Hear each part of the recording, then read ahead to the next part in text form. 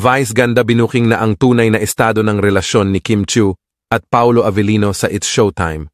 Sa pinakabagong episode ng It's Showtime, hindi napigilan ni Vice ganda ang pagbubunyag ng tunay na estado ng relasyon ni Kim Chiu at Paolo Avellino. Sa gitna ng kanyang mga pakwela at pagpapatawa, isiniwalat ni Vice na may mga hindi pa alam ang publiko tungkol sa kanilang relasyon.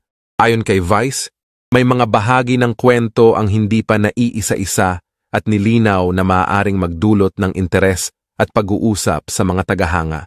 Nagbigay siya ng mga detalye na magpapatunay na hindi lahat ng bagay ay gaya ng inaasahan ng marami.